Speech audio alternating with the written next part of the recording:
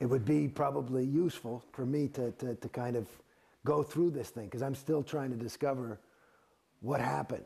I feel still a little lost and bewildered, and I don't quite get it. And that's a common thing for me in my life, is that like some things, I mean, just politically, like I can't get how people don't see that politician's a liar. You know what I mean? I don't get it. And so for me, if I was going to write something, the concept of the title would be how I got into Scientology and why I got out. As a little kid, I'm talking about even before I could talk, I can remember being interested in people, really interested in people. And I was pretty shiny, and everybody wanted to, you know, pick him up and all this crap, and I didn't like that. And and I could see people. I felt like I understood who somebody was pretty well as a little guy, and I didn't have any kind of, I might have had some judgment on it, but I didn't have a condemnation like, oh, I just thought, okay, that's Dad, not just Daddy, but oh, okay, that's that guy, and that's Uncle Gino, and this is this guy at the party as a 3-4-year-old kid looking around. And at a certain point, I think, certainly before first grade, I became very, very interested in who am I? Not just, you know, oh, that's that guy I know, but I had some kind of a perception about a person. And so and as a little kid, I remember, because the way I could get how I perceived the people in front of me, whether it was accurate or not, I believed it was true, was kind of by looking into their eyes and saying who they are. And so I remember as a little kid looking in the mirror, really not looking at how do I look, looking and trying to say, who am I? And I would say, who are you? Who are you? You know, as a 5-6-year-old kid, I remember 8 years old, was pretty intense. And I never got it. And I just thought, well, I guess that's the life condition, that you know, it's too hard to self-perceive. So this was a question that was always, you know, and then I went up and as I was growing up, and I played the fool and did normal stupid things and drugs and whatever. But it was always something that was in the back of my mind, and I was always on a spiritual journey one way or another, you know, either some new age shit, not a lot of organized religion. By the time I was 14 or something, I'd kind of lost interest in that, you know, but I would read a lot, and even to the point where as a 21-year-old kid, I mean, I remember I was into this spiritual teaching of this one guy who was originally teaching in French, and I learned French just so I could read it in the original French. You know, so it was important to me, but it was all based on who am I? And it kind of, I guess, that Greek know thyself type of philosophy. So somehow I got into Scientology, which was Bodhi Elfman was in my acting class.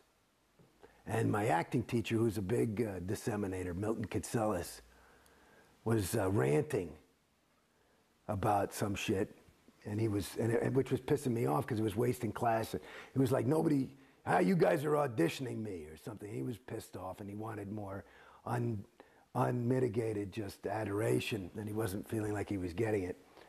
And in the middle of his tirade, I was sitting there, like, first thinking, who are these fucking people that are not, you know, flowing the correct amount of attention to the master? And then I looked and I said, I wonder if I am. And I said, do I trust Milton? And I said, you know what, I really don't. And that was kind of like a weird thing. I said, well, I don't. And I thought, who do I trust? I said, well, at least my parents. No, I don't trust them. And I was looking, I didn't trust anybody in the room. And then I had this realization is I don't trust myself. And so in Scientologies, I found my ruin. I found my own ruin. And for some reason, because I thought, oh, well, let me try and trust somebody. Let me try and trust Milton, which is what he was yelling and crying about in this whole big speech. And I thought, well, I knew he was a Scientologist. So I said, Bodhi, I said, give me some book on Scientology. I was doing a scene with him. And oh yeah, and he was this nervous little kid at the time. And so he gave me this big fat book called What is Scientology? A lot of pictures. And so I took this book and I read it. I think I stayed up mostly of the night and I read the thing. I mean, you know, I don't know if I got it word for word. I didn't clear all my MUs for sure. But I got through the thing. And I thought, okay, if that's true, fuck, I'll go clear. I'll try that. That sounds fine. So I gave Bodie the book back the next day. I said, take me to that big castle thing. I want to check this shit out. So he's always very excited, you know. He brings me in, and everybody's all excited, and they've greased the path because, you know, I've been on TV and shit. And everybody's really nice. And I figured I want to do this Purif thing because I'd done drugs and I could feel them in my body.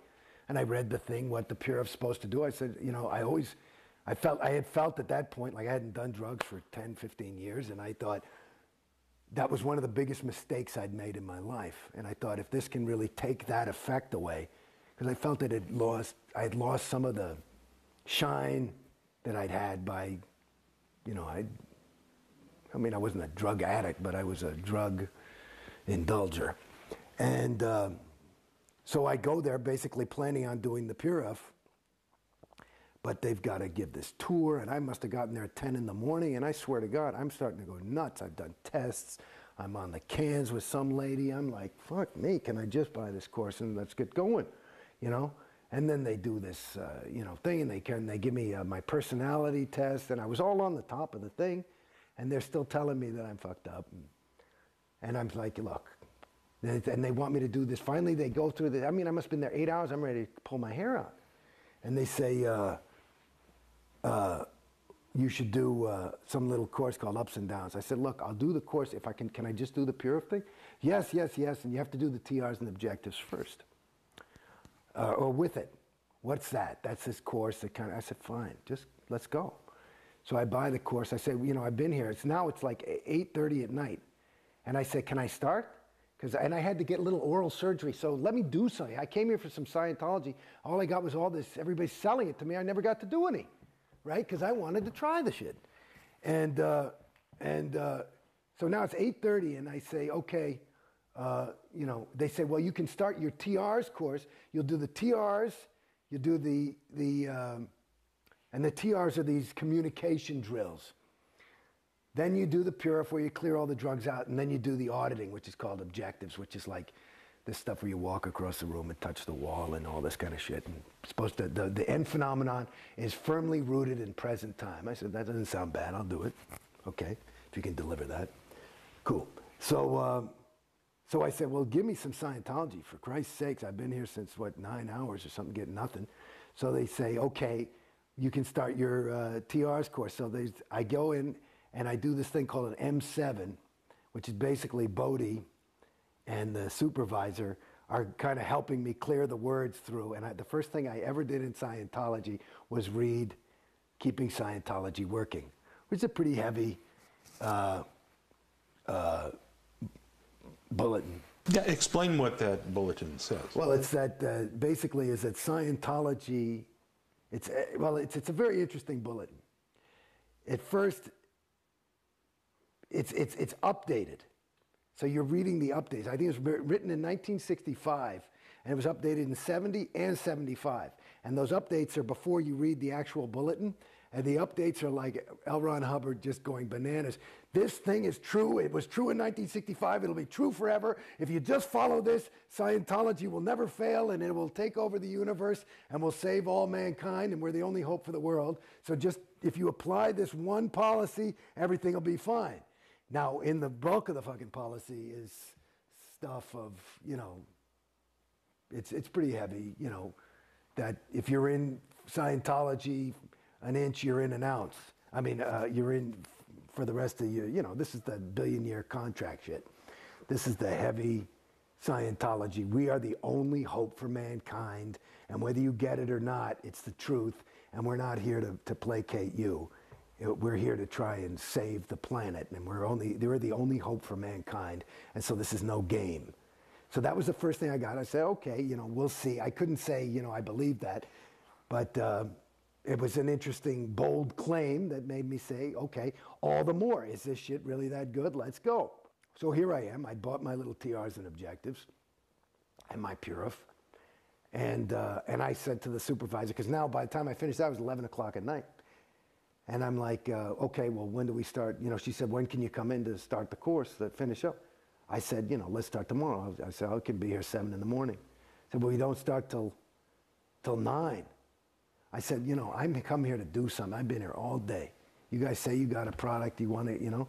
So she came in at 8 o'clock for me. So I came in and I just started. And I read all my shit in there and sounded good. And the first exercise is a thing called OT-TR0, which is basically where you sit 3 feet apart from somebody.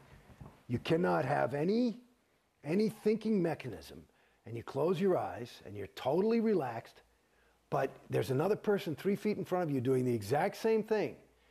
And the exercise is to be in communication with that person and your environment, but fully, the key word is confronting, which is, he defines as facing without flinching.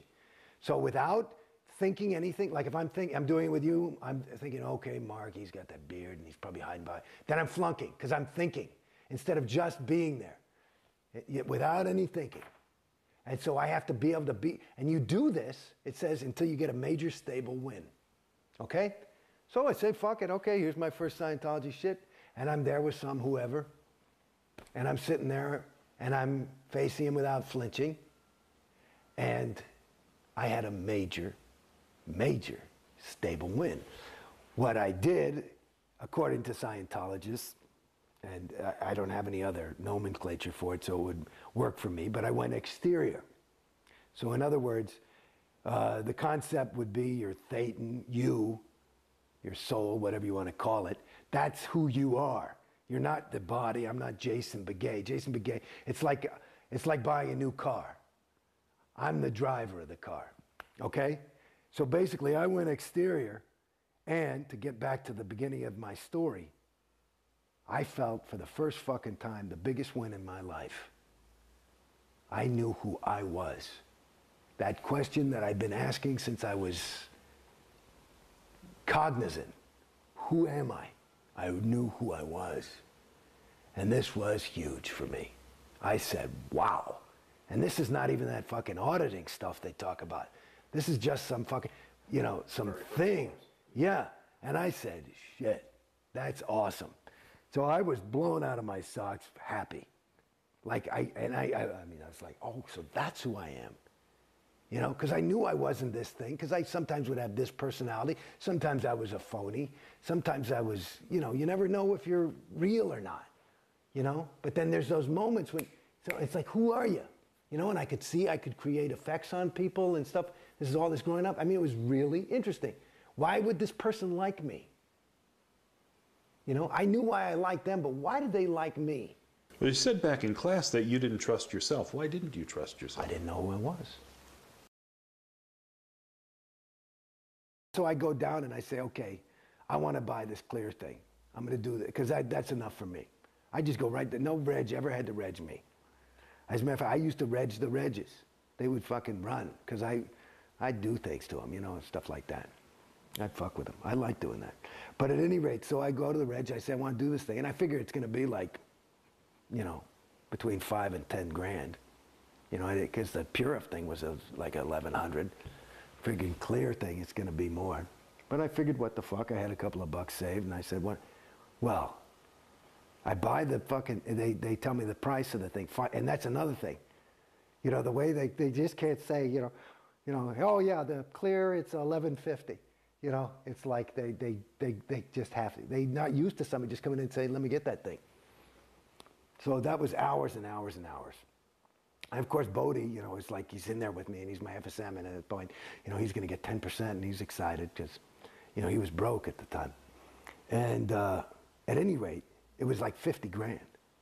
So within 3 weeks, within 3 days, and I probably had 60 grand in my name at that point. I plopped down 50. I said, let's go. That's a huge commitment. Well, and so everybody fell in love with me, and David Miscavige called me, and all that. Everybody, they started, you know, he wrote me a letter and all this shit. And, you know, everybody's got all this excitement about me. And then the other thing was that part of the reason it cost 50 grand also was because they said, you know, training.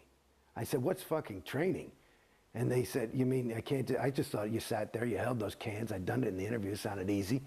I say, and if it's going to be that great, and I remember reading what clear is and all that, sounds pretty fucking good. And all I'd done is sat there and I knew who I was.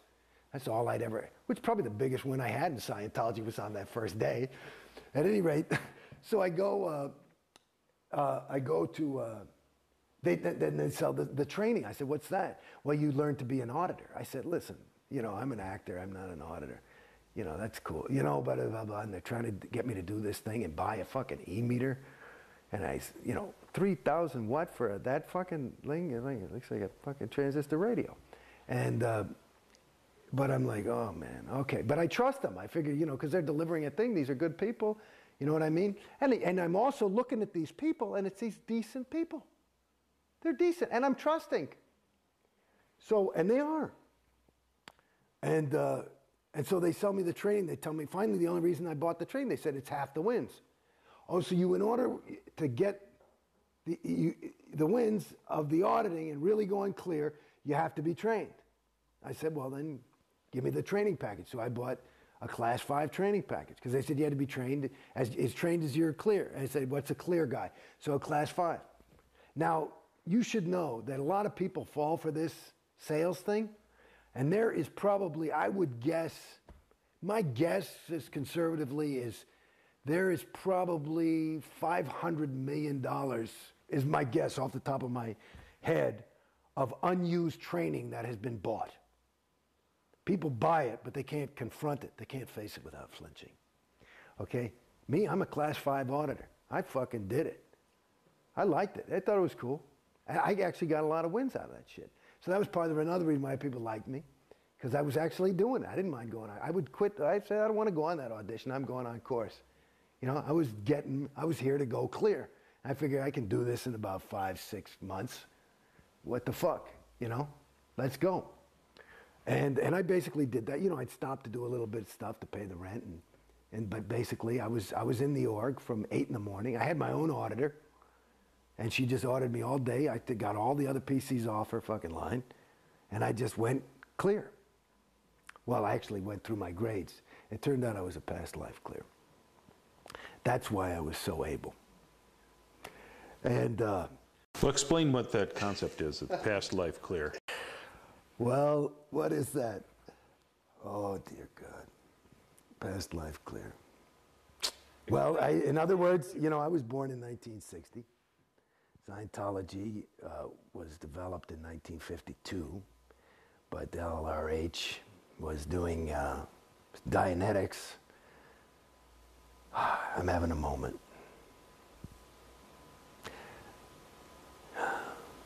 See, this is part of the moments of coming out of Scientology, for me at least. I think it might be something common to a lot of people, but there are moments where you just feel a loss.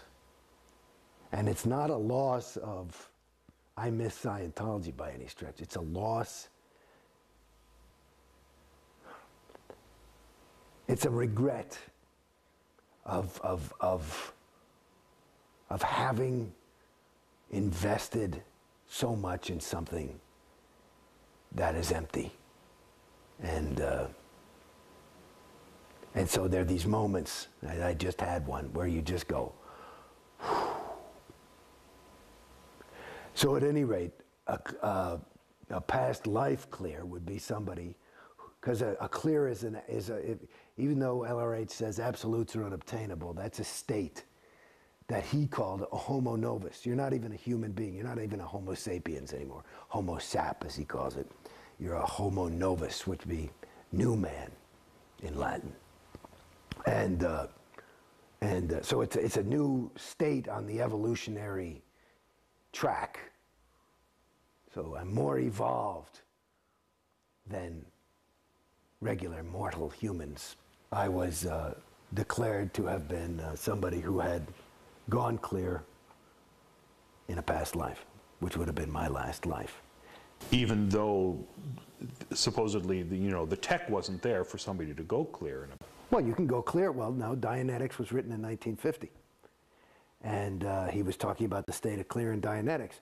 It was not until they wanted that I personally believe that, it's just that there's always something being re-released because it never was quite correctly done or understood. And all the people who went clear last lifetime, even though they may have been on OT8s, were pulled back in because in New Era Dianetics, which was a later way of going clear, there was a different criteria. There were different criteria for what was a clear and getting rid of an engram, which is a whole thing. And so you had to go in and get all the postulates off.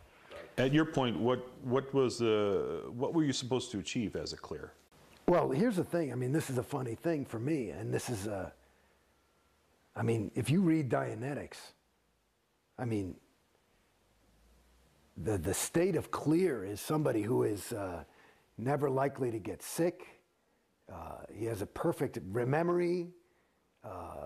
It's even intimated, and this was in 1950 when there was is that he could be immortal. He may never die. It's pretty funny. And so that's what the state of clear is. They define it as no longer has his own reactive mind, which is a rigged game to get somebody to take OT levels, which is their real moneymaker. But the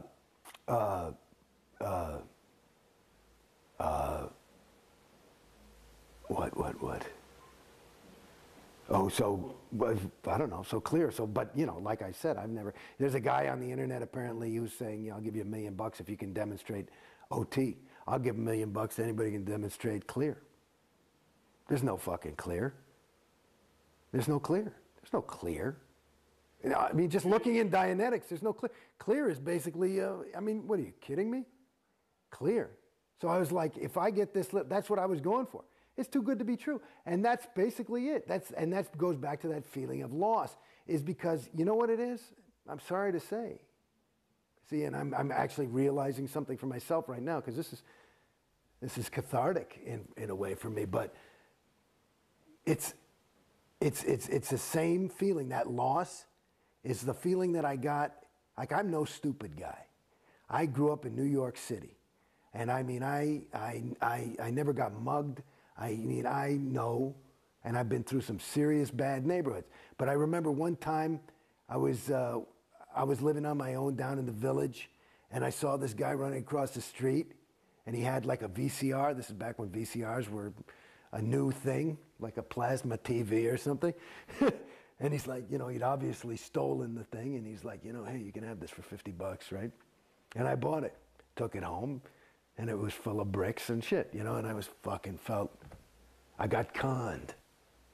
And that's the feeling of loss. Because it actually, going back, you're asking me about clear, it's a con. It's a con. And like any, and it's an interesting, this is way segueing, but this is something I don't know if it'll be, it's interesting, is that, there's a book that LRH wrote called The History of Man.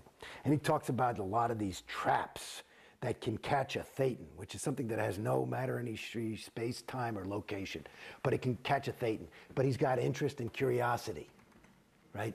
And so there's these things called theta traps, and so and the best theta traps are ones that the thetan runs on autopilot. Like if I'm trying to enslave somebody, the last thing I want to do is have to worry about fucking, keeping the key and the lock and the best traps, you get a guy to just keep himself in jail, right? And that's what Scientology does. You just keep yourself in jail, and that that's it. It's a perfect theta trap, because you believe it, and you are investing your time and your money, and so it's you can't be a fool. That's too much to confront, When you were a kid, you were saying you were able to look at your dad or your uncle and you could really perceive them and understand them and know them. Yeah. When you looked around at the people in the org and you trusted them, do you think there was a misperception there, or were you? Well, I tell you, I got to be honest, is that the more I got in, the stupider I got. That's as I get out, that's my perception. The less, I mean, Christ, you don't even ask questions. I mean, that's what I was trying to remember the other day, that I was going to say that I had forgotten. Like this thing, I got into, they made me as commissioner of CCHR. I'm talking to Tori. And the CCHR is? Because Citizens Commission on Human Rights is a way to try and destroy psychiatry and psychology. And I was like, fine, I don't give a shit. And so, you know, they put my name on their stationery. Fine, they got me out of an ethics cycle or something. So I say, okay. And, but I would go, and I always had questions, you know, because I would, you know, even L. Ron Hubbard, you know, he would always call the psychs, and he would rail about them and how terrible they are, and they're the sole course of destruction. But he would never, I kept saying, you know, his own technology says that's a generalization, the psychs. Who? Psychs on the whole track. That means all psychiatrists for billions of years in the history of theta. You know, it's like, it's so general, and that would be that's a characteristic of a suppressive person, is one who speaks in generalities. And another one is somebody, a person who has overts, which are sins or crimes committed, is somebody who's, you know, antagonistic or angry. And he seemed very antagonistic and angry about psychs. So I was thinking he must have, you know, overts on him, and he's speaking about them in generalities. But the thing about, I was thinking about that I went over to CCHR and got tours ad infinitum by the directors, this woman, Jan Eastgate, and I would ask questions, and she'd write me up in ethics chits and shit, and I said, fine, yeah, I got the question, I don't fucking know. But I would say, if you want me to represent Scientology's viewpoint, and you go to their museum, it's all the psychs are bad, the psychs are bad, this is a bad thing, and Hitler, and they're responsible for child pornography and rape, and it's all the psychs. And I say, okay, that's their viewpoint. I say, but if I'm going to get into a discussion, you know, if you want to prepare me to be a spokesman for this shit, I got to know the other side. So, and I kept asking, can you give me the other side? And they won't give it to you. And every time I would push it, I'd be like, honey, there's no way to get into the argument. You know, they're not, if it's all this is true, there wouldn't be anything. I got to know their viewpoint. How am I going to win the argument? You know what I mean? And they wouldn't give me the viewpoint. And it was like, and then they started to write me up because I'm doubting. I'm not saying I'm doubting or nothing. I'm just waiting for the data, which is this whole big thing about learning how to think correctly is this other course called the Data Series. And basically you have to get all the data. They won't give you any fucking data on certain things. And especially about this. There's nothing written in all the tomes of Scientology about psychiatry. Nothing other than the psychs are responsible for all your sexual problems because they implanted you as a thetan 10 years ago. And I realized that on my research of OT10. Oh, well, then it must be true because LRH says it's so. I mean, it's really, you see how at a certain point you get conned. And I was saying, where's the fucking data? I'd say to everybody. And they'd show you, and nobody's allowed to tell you anything. So they pull out a reference. They always pull out this fucking reference called pain and sex. And there's like, he's talking about pain and sex are these things that are really just dogging people and bothering them. And it's a really difficult thing that we're trying to help you with in Scientology. And basically, there's maybe 2 sentences in there where LRH says, through my research on the whole track of OT something or other, I just discovered that this is all because of psychs. And that's the reference they tell you to prove that the fucking Hitler and rape is a thing. And I'm like, honey, that doesn't quite handle it, you know, but they don't get it. Now, I look at this as an outsider, and to me, and I don't have a vast knowledge of this, but it seems like the psychiatric field sprung forth in the 1800s, or not, you know, thousands of years ago or millions of years ago. How are there psychs on the whole track? Because if there weren't psychs? No, well, because now the latest, these are the evil people. These are the evil beings, actually. These are the evil beings. And they've been around, like you hear about Xenu and all that shit. Xenu was a psych. You got it? So he just wasn't a practicing psychiatrist. No, he was practicing Xenuism. You got it? Gotcha. Now they're called psychs. So you better beware. I remember one time I visited. Right? Fuck me. One time I visited the Celebrity Center and it just walked in late at night and looked around and said, well, what goes on in here? Right. And they woke up the projectionist to show me the orientation. Oh, nice. I had my own private screening that night. And they had some poor Sea Org kid, maybe 15, 16 years old, babysitting me in the theater. Right. Well, you're not allowed to watch the movie alone. Right. Well, I was. You're not allowed to do what? Because you get an MU. Like he was watching to make sure you didn't have any lack of mass kind of shit. And he was making small talk before that, and he was saying, well, you remember the Salem witch trials? Yeah. It was the psychs behind that. Well, I don't think there were psychiatrists back then. And he went, oh, no, not the psychs. I mean the pharmaceutical companies. Oh, dear goodness. No, not quite. See, these are the kids. You just gotta, you dash off a get well soon card, and that's about it. Because it's sad, This is the interesting thing. And it goes back to, to answer further the question of, what did you perceive? What I perceived, and I kind of avoided the question by saying I got stupider. But let me tell you something. These are good people. These are some of the best people you can meet. These are people who really want to help. They're willing to give up their entire life and their own personal ambition to help others. That's a pretty rare, and generally you would say, it's a pretty decent person. That's the thing. And I would say I'm not a bad person, If I saw me walking around there, I'd say, okay, he's okay, But when you say you got stupider, how do you think that happened? Well, in my opinion, again, and I'm only out of Scientology about a year or so, less than a year, officially. But in my opinion, what I've gathered as I wake up. It's a funny thing in Scientology, you feel as though you're waking up to the truth, the reality, or what really is. But what you're doing is waking up to the reality of Scientology, which is that, not the reality, which is the agreed upon universe of what is. And basically, in my opinion, the best thing you can be is yourself. And that's who you are. And that, there's degrees to which you can actually become yourself. And that's probably what the whole spiritual interest is. For me, I don't really know.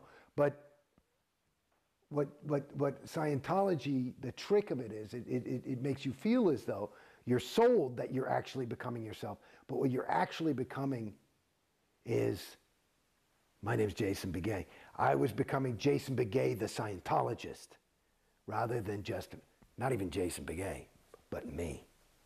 And the trick is, and you say, how do you fall for this shit? Go back to my first fucking win. Because it's me.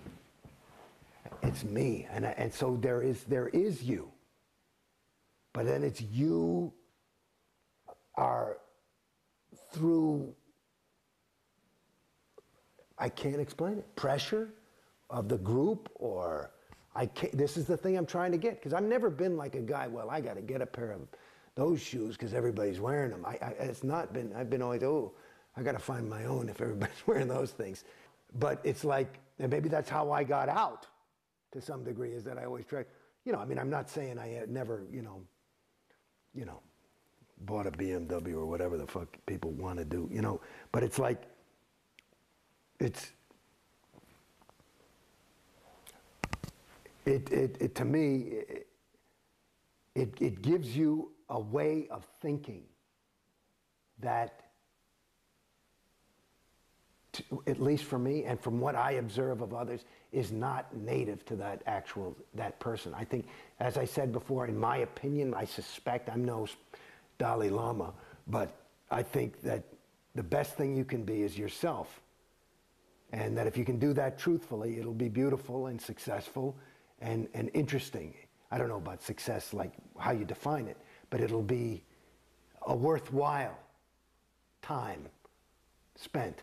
And what happens is you are sold, and again, the trap is good because you sell it to yourself. Because if you're not on course, you're wanting to be on course, or you should be on course. You've got your own self in jail. It's an autopilot gig. It's quite good. I think there's some hypnotism in there or something. I don't quite know, but it's quite surprising. And so at the end of the thing, you end up being, like here's an example. You start the ethics technology. So you start thinking, okay, and you start thinking in terms of the conditions of existence that he laid out, and that these are behaviors. And so now you're not just going, you know what the fuck, I think I need to take a walk, and I think I got to become, I'm going to be an insurance salesman, and that's my truth. It's, you have to go through these steps and do this. It's like retarded. It's not true. It's not true. And I did ethics cycles and conditions, and nothing changed. I've seen people who've done them and they've changed. So I don't know, whatever. But there's a placebo effect. I don't quite know. Tori, how many times did you do the PTSSP course? It's like on and on and on. You have to, every time you go PTS, which is the human condition, you got to do the course over and do this shit. Let me tell you something. That's another racket, PTS. I'm not sure if we got PTS description on PTS camera. is potential trouble source. So all injury, accident, and illness. Listen to those three words. All injury, accident, illness. Is all because of PTS. Everything negative that happens is because of PTS, which means you are a P potential T trouble S source. Wow, that sounds weird, a potential trouble source. So in other words, not only did you just slip and split your lip, but you better get away from this guy, because if you're near him, you're going to split your lip too, and your business is going to fail. He's a potential trouble source. So you got to take him out. It's like he's got, it's like you don't come to school with the flu. This is like the spiritual flu. So it's like heavy shit. And now there's only one reason that you are a potential trouble source. One reason is that you're connected to an SP, which is a suppressive person. Now this is the 2.5% of awful people like Tori who are fucking it up for the rest of us, good people. and it's a funny thing. It's funny. As I zip around, my best friend, this is my best friend. I mean, this is a guy that I was, in 9th grade, I met this guy. And I saw this guy, came to my school in 9th grade, and I saw this guy, and I was a gregarious kind of kid, and he was new. And I saw him, and I said, you know something? You and I are going to be friends. I think that's the first thing I ever said to him. And I was right. He's a big famous actor now. And an amazing guy, David Duchovny. And David, my best friend, I mean, I'm talking about a friend, our relationship was adversely affected by my being in Scientology. He was very cool, but he wasn't into it. He was happy for me. He never gave me any fucking thing about it, But, and I think his wife, I perceived that, she was a little bit more like that. At any rate, and they were right. But, and then everybody in Scientology, not everybody, that's a generalization. I'll give you people. Marty Rathbun, Susan Watson, Dave Pettit, a couple of RTC terminals people said, well, he's a 1-1 SP.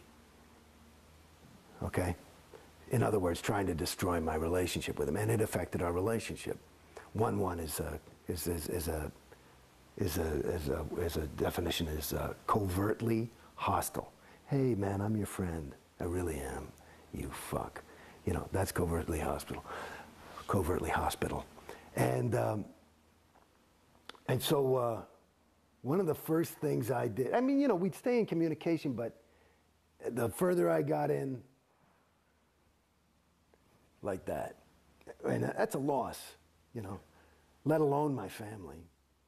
No, but my family, shit, they don't fuck with me or anything, but I've never been closer now that I'm out, because they weren't into it. Everybody was totally respectful of me. Nobody ever said, my mother said one thing once, I just don't think it, allows for the grace of God or something. That was something, because she's a big Christian thing. Of course, I whipped out the whiz book and I gave her the right answer and handled her, But the thing with Dave, this is just the other thing when I was thinking about I was laughing is as I got out, one of the first people I went to go see was David. And, his whole family was out of town, and I was just moving here, and now we live in the same city. And so I went over to his house, and, we were just walking around, and we talked about it a little bit, just a little bit, because I just said, oh, by the way. I said, oh, okay. So we started to talk a little bit about OT levels and stuff like that, And, he doesn't watch South Park or whatever the fuck, but, he doesn't know this whole... So, what is that? What is the, what were you into? Why, what is the OT? Or, so I don't know if he asked the question, but somehow I went and I explained to him. And here I am, just kind of basically, it just walked out the door. And it did so much for me, but I started to explain to him the story of Xenu and the loyal officers. And I tell you, fuck me. I couldn't get a third of the way through the story, and we had our faces on the floor. We were laughing so hard. You couldn't even talk. It was just, because it's retarded. It's insane. What was your reaction, though, when you saw the packet with the info? How did you react? Well, that's the other thing I got to say. Like I had told you earlier, I had been on a spiritual journey long before Scientology. This data is just, it's as different as the word Thetan is different from the word spirit. It's about that different. The Bible talks about the devil and demons. It's nomenclature. The entities is what they talk about in these New Age religions. So all that stuff about Thetans, it was a little because I was in Scientology heavily, so I was a little bit like this. But I thought, okay, and I remember that was my thought. I said, okay, well, that's obviously, it wasn't that big of a surprise to me. And I just thought, it's like one of those moments, now that I look back and really look at it, there was a moment where I could have woken up there. But you choose not to. And that's part of the reason why Scientology is expensive. Well, if you're paying a lot of money for it, it makes it more valuable. And you give it more. It's like I was just listening to the fucking radio today. There's this guy. He was working at MTV. And they were in New York. This is just on NPR today. This guy, and he was on this art channel on NPR. And he was working at MTV, and they were talking about packaging and marketing. and how important it is. And the guy, and he was talking and saying it was important, and that it was, this other guy said, it's not that important. He says, bullshit. And they had a little bit of an argument, and he said, well, let me see, let me show you something. And he went, and he was in New York, and he went and he grabbed little garbage, and he put them in little plastic boxes, and he put a little stamp on them and dated them and signed the, you know, and numbered them, and he's selling them for $50 each as art. Started as $10 as just a, and it was like a little gift, but now that they're up there 50 and $100 each, the people are actually calling them art. So it's an interesting thing. So again, it's your own, you're driving the car. It's just that you don't realize that the car, as a Scientologist, because you're in the trap, it's got a pre-rigged route. It's called the bridge.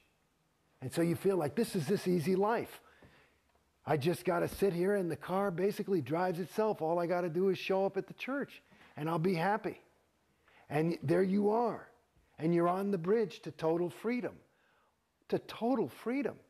Yeah, they free you from yourself. That's one of the brutally ironic things about Scientology when they have a slogan called "Think for Yourself." Yeah. And you find yourself thinking exactly what Scientology wants you to think, it seems. No, but you're doing it yourself. That's why it's pretty good. I mean, it's really insidious. It's quite, it's so bold and bald-faced that, you know, you just would never suspect it. You know? It's another, reminds me, you remember those, I used to smoke cigarettes. And so I was smoking cigarettes and I wanted to quit and I couldn't quit and I'm smoking. And then these new cigarettes came out from American Spirits. And I say, and they're supposed to be all natural, right? And the fucking thing on it, it said addictive free. And I said, bullshit. So I start smoking and I'm down to like 2 cigarettes a day. And I'm like fucking disseminating the shit out of these things. They're the best cigarettes in the world. And I'm telling everybody, these are addictive free. I'm hardly smoking at all. I say, look, it's addictive free. It says, that's not, it says additive free. I went right back to a pack a day. So it's the same kind of, you know what I'm saying? It's you know, you're playing the game by yourself. It's a mental. Well, I don't think it's fair to say by yourself, because it seems like this entire structure of Scientology has been built to funnel you onto the bridge and keep you on the bridge. Yes, yes, and those people that I suspect, again, I'm not an expert, and this is some of the things. This is one of the things that I can't fully confront yet. I can say that, in my opinion, that the lion's share, at least. Well over 99% of your Sea Org people are the truest of the true believers, okay? So they are really there they're trying to help you, and they'll not take no for an answer. It's like, you know, your son wants to touch the stove, and, you know, you're willing to physically stop him, even though he's sure that he wants to see that beautiful blue thing that's dancing there and touch it, right? And maybe even put his hair in it or something, you know what I mean? He doesn't know what fire is. They are willing to give their lives practically to keep you on the bridge, because this is for your own good. So, but they are doing it. That's just one individual, and that individual is doing his job. There's not a lot of them that need to be told to get up in the morning. They're on autopilot too, but the whole group is, it becomes, you know, this living, breathing thing. And the thing that I haven't quite confronted is, I can't quite see what the fuck anybody gets out of it. Like, you know, is COB, does he want $300 million? Is that what it is? Does he want $1 billion? And COB is David Miscavige. I mean, is that it? Is it just his power hard on? Is, you know, or is it just insanity? You know, I mean, I wonder, is LRH, was he just crazy? You know, there are people, maybe he was an SP, you know, whatever. But I don't know. I mean, the jury's out for me. I haven't, like I said, I can't confirm. I don't see what the fucking, like, if I wanted money, I know for me, if I wanted $1 billion or something like that, I couldn't do that. That wouldn't be a way for me to, you see what I'm saying? I couldn't do it. I'd probably kill myself. You know what I mean? I just couldn't live with myself like that. I certainly couldn't look my son in the eye. You know what I mean? But that's me. And maybe that's me PTS. Maybe I'm fucked up. Maybe that's my conscience, whatever the fuck that is. But do you see what I'm saying? I don't know. I haven't quite had that confront of truth or evil, depending on what you want. But I don't know what the fuck anybody wants out of it. Well, who's like all this money is a big thing. Where does it go? We see recently there was a video released of Tom Cruise's birthday aboard the Free Winds, and I understand that there was 6 figures spent on the birthday party for Tom, and that's parishioners' money going to keep Tom Cruise happy. Well, they figure that's worth it. According to him, he brings in just him being Tom Cruise. Per their viewpoint, he probably brings in $100,000 a day for this church in terms of interest and positive public relations, and so 6 figures ain't dick. Right. It's certainly, you could throw a party for him every day and it wouldn't really put a dent in their bank account. So I don't know what a party, people like to get mad at COs who take these big things, and Tom Cruise is party, and there was the fucking Free Winds is, let me tell you, is a flea bag. I mean, it's not a fucking nice boat, I mean, I've been on that thing. I got seasick every time. So. But speaking of Tom Cruise, you were talking earlier about your identity being stripped and being replaced with that of Scientologist, and certainly you can see that in Tom Cruise and in the recent videotape that was released. Yeah, but I would suspect that that's what's happened, and he was off for a while, and he's in gung-ho. I'm sure he went through a big ethics cycle and woke up, because he probably had some trouble with his wife and he found his ruin. I think I would just, maybe he has trouble with girls or something like that. That might be his whatever. I don't know. Anyway, he's. But at any rate, he seems like the ideal of what a Scientologist should be. I mean, dedicated. Well, I was in there. COB called me the poster boy for Scientology.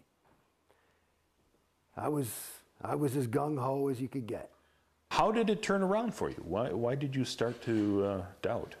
Well, it not only didn't work anymore, the more auditing I did, which I was more and more encouraged to do, the worse I got. I was starting to go fucking crazy. And it was fucking me up. How far up the bridge did you go? I'm a Class 5, OT5. I've done all my L's. Done a lot of, what do you call those fucking things? All those other courses, data series things, and blah, blah, blah. One of the things, what's interesting to me? There was a big thing about maybe 2 years ago, or a year and a half ago, that everybody wanted you to listen to your congresses, which is a Congress was this, meeting that LRH had starting in early 60s, and he would get a group of people together and he would give a series of lectures on X. And usually it all really had to do with clearing, because all the congresses were having to do with clearing. And let me give you, remember that I'm talking about the congresses. I'm going to give you the unabridged version. Is that okay? Sure. You sure? Yeah, time. Okay. When I was in that TR's course, my very first week in Scientology. Now again, I'm an actor, so communication is something I kind of do for a living. And that's a whole course about communication. So I felt like I'm pretty good at this naturally. And one of the exercises is they use Alice in Wonderland, which has got full of these wild kind of sentences, and you take it and you read it to yourself and then you deliver it as your own.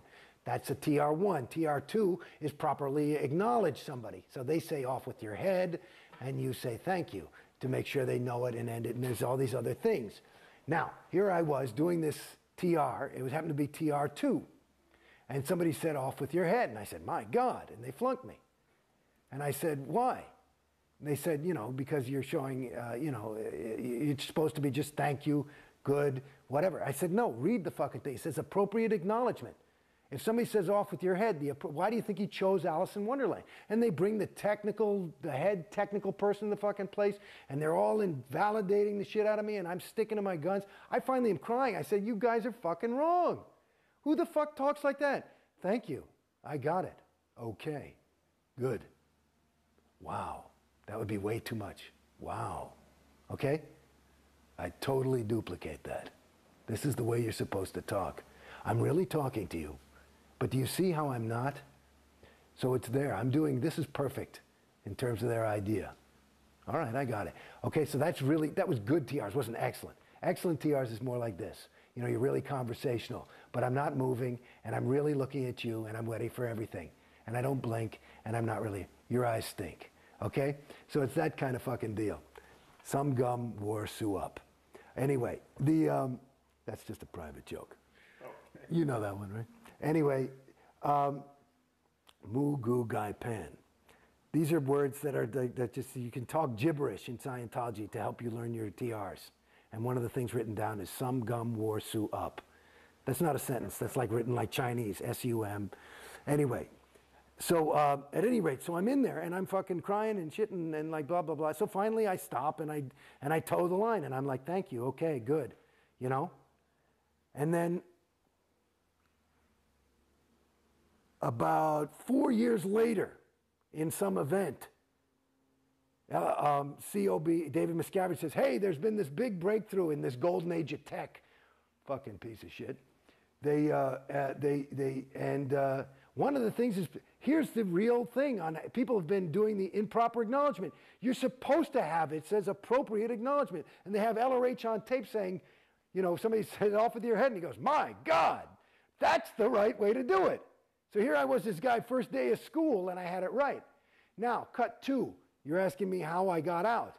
So I'm in the fucking thing, and they keep telling me I got to do this action, and I got to do this, and you got to do this sec checking, and all this shit. And I'm like, you fucking people, I wouldn't show up here if I wasn't ready.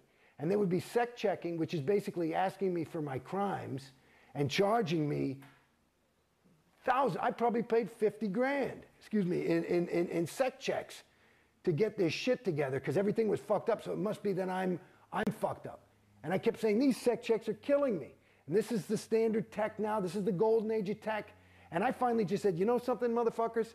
I don't care. You could get LRH to fly down here back from fucking Target 2 and tell me that I am fucking doing it wrong. I am not going in session and doing this shit. You guys are fucking killing me.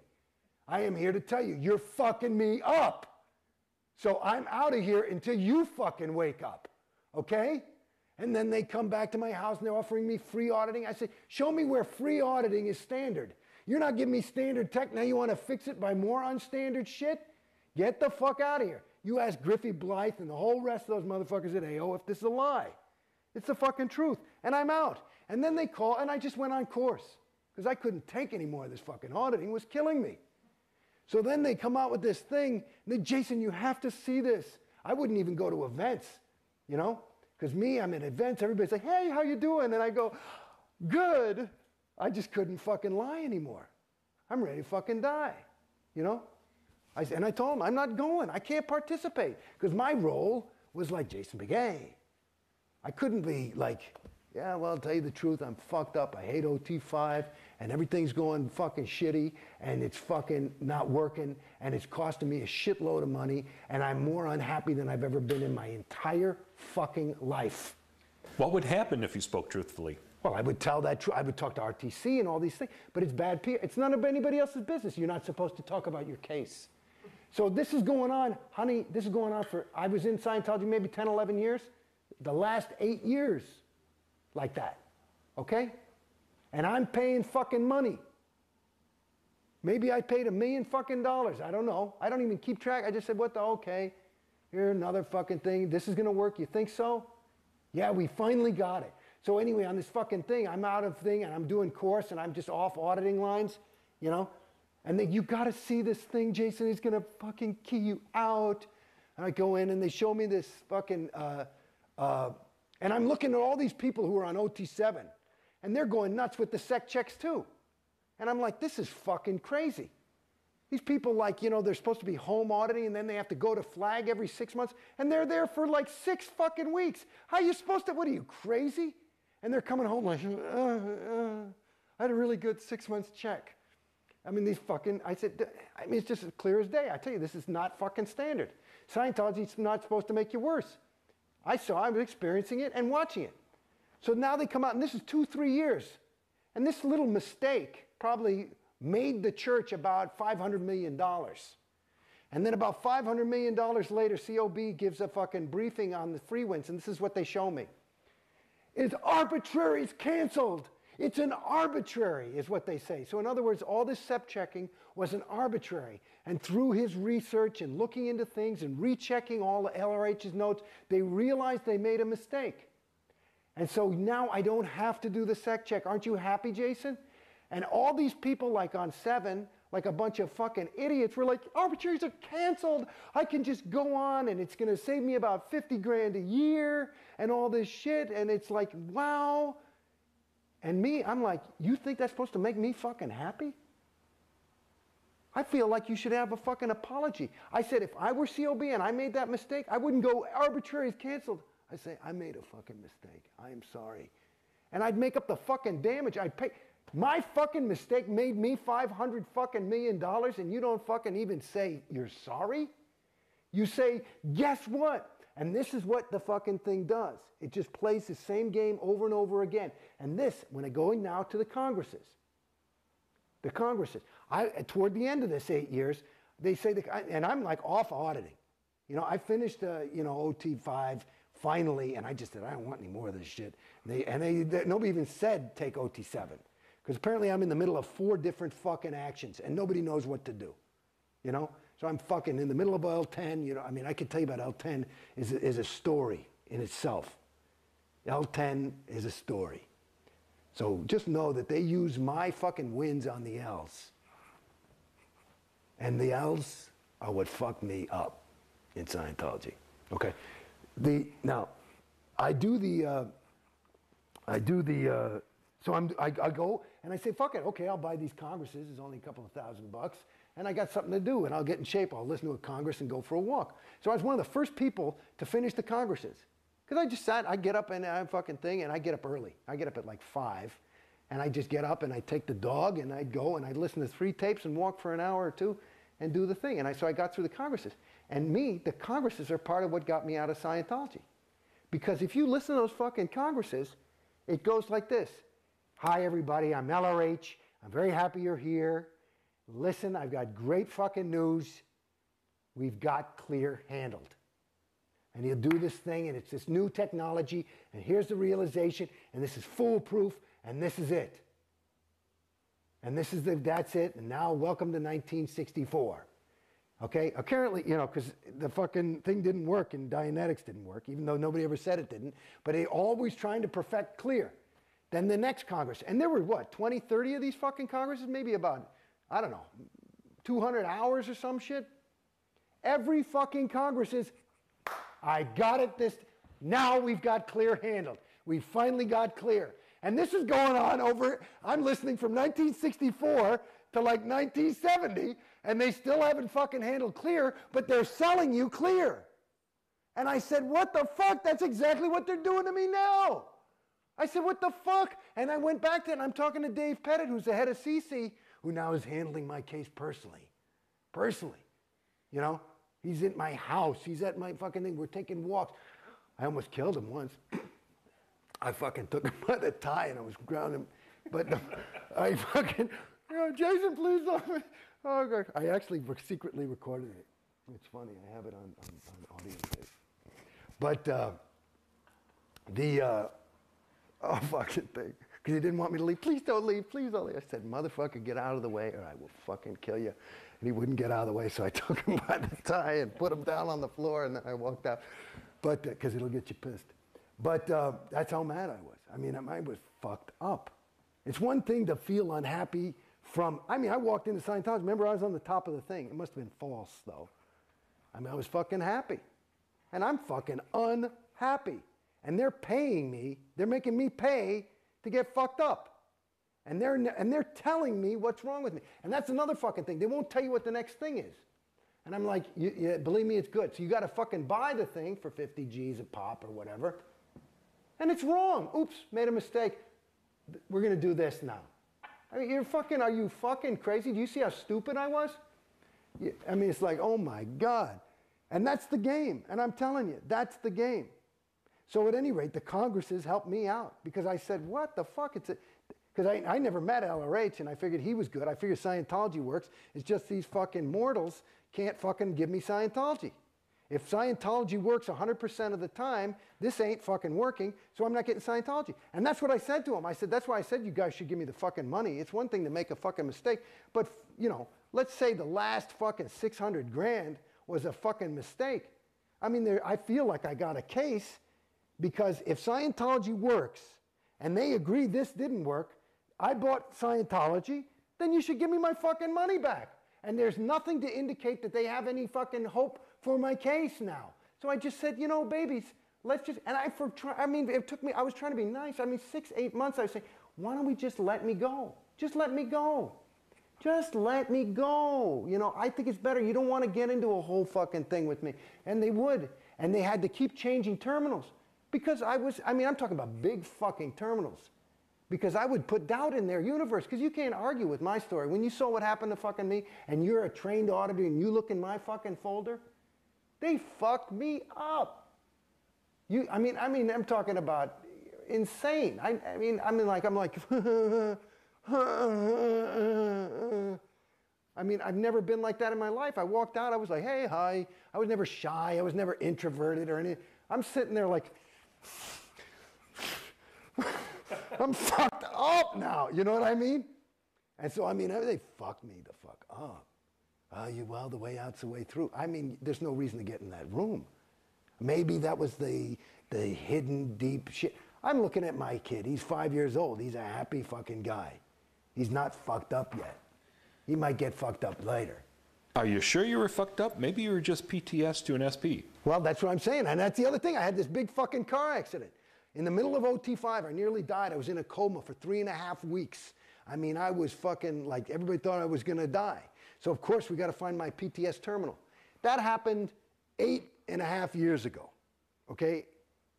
And I got out of Scientology a year. In the last 7.5 years in Scientology, still no fucking PTS item until I finally said, it's you guys. And they couldn't deny it. I said, look at the data. Are you sure it's not that person? He's gay. That's what somebody told me. I mean, that's how naive some of these people. That's a what do you call it? An RTC terminal, which is like the gold standard of technical perfection. And that they think that's a homosexual. So they believe that homosexuals are all 1.1. They still believe that. There's some that do.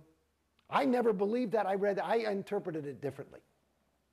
But it was something where I had to do some mental gymnastics in order to make work. Well, that's what Hubbard wrote, though, that they were 1.1. Well, it's debatable.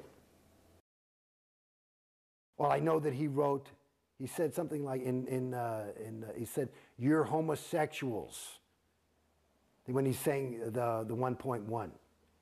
So I don't know if it's all homosexuals or what. And yet the church says that they've changed homosexuality. The church said they changed that? The church has said that they no longer, think negatively about homosexuals. Well, I've never heard the word faggot more than when I hang around people at Gold, till the point where I said, I don't like it. My brother's gay, and he sure ain't 1.1. I got great friends of mine that are gay. You're telling me Leonardo da Vinci is 1.1? I don't think so. If he's covertly hostile, he's got so much that he did that was good that, as much hostility as he may have exuded, I think he made up for it. You see? Yeah. I don't buy it. I never bought it. And again, in my universe when I was in it,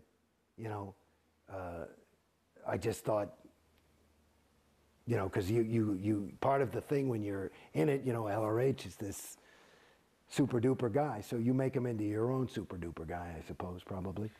But you're looking at the current management, David Miscavige, COB, and you're thinking, well, is he in it for the money? What's your view of L. Ron Hubbard now? Well, you know, I mean, again, I don't have all the data. I read some of the books that are out that are critical, Barefaced Messiah and Madman or Magician or whatever it was. Madman or Messiah. Right, that one, and Piece of Blue Sky. Piece of Blue Sky, and you know, and then there's stories. Yeah, I think that, you know. So I don't know if all that's true, but it's consistent. One of the ways for me that I can detect whether something is true or false is for inconsistencies. You know, you say the guy, you know, wore blue shoes, and here's a picture of him in red shoes. So I never saw anything inconsistent. But you know, I didn't see it with my own eyes. But there's you know, the person seemed reliable. But again, here I am, I'm just pulling out of this thing, and I thought LRH was reliable. And I don't. I don't think so now. I mean, I look, you know, and you know, the whole death and the death certificate and all this stuff, it's hard to argue with. You know, it seemed like he was, you know, and his kids, you know, like my wife is. My wife is an interesting person to talk to as well, because she's class 5 OT5, or class 4 OT5, and but she's like one of those people. She could probably, you know, do heroin for a year and then just say, oh, you know what, it's making me too skinny, and just put it down. You know what I mean? She's not a person, you know, and she was, you know, everybody loved her. You know, a lot of, you know, she was Jason Beghe's wife to some degree over there, but she's a remarkable person in her own right. And one of the ways is that she just doesn't, she's one of those people you just can't brainwash. So when she got out, it was kind of like, you know, that's it. She just, you know, she didn't even talk. I mean, it was like, I said, you know, honey, I'm thinking about doing this. I think she was like, you know, okay, fine, whatever. Flip the burger. Yeah, you know, because I think they're, you know, because she had said, she had always pointed out things that were inconsistent also. And, well, all these fucking OTs that aren't OT. Like, that's a fucking OT? And what's an OT supposed to be? Somebody who's at least able. Somebody who can, like, walk and chew gum. I mean, there's people that are OT that are some of the most incompetent, stupid people. I mean, when I say, that sounds, my definition of stupid is not, you know, necessary. It's not, it doesn't have anything to do with data or education. It has to do with being able to say, I mean, I'm talking about people put their hand on the stove and go, hey, hey, hey, my hand's hot. My hand is hot. You know, I'm talking about that kind of stupid. I mean, and like, unreal. What's wrong with you? What's wrong with you? So that, you know, there's some real dopes that have, you know, but they have money and they're successful and they feel good about themselves because they're on 7. Well, I'm on 7 now. It's fucking great. I gotta tell you, you gotta get on 7. Yeah. It's that kind of thing. And it gives them a thing. And you look at them and it's, and you know, and Scientologists know, and I've talked to like Big Tur. I said, what the fuck? What is that? You know, what is that? You know, because these people, you know, I might have had an issue with them and they'll write me up and they'll bring me to ethics. I got to handle this thing. And it'll be in the thing they wrote up. I'd say, what do you want me to say? It's true, I guess. And they go, well, you know, I'm not going to say the name. You know, well, you know who he is. And I go, yeah, okay. We just had to bring it in because it's written up. You want to, you know, write anything? I don't give a fuck. Put it in the folder. You know. So I mean, do you understand what I'm saying? Yeah. So that was some of the stuff that she would just like, you know, really, go nutty on. And even me, here I was.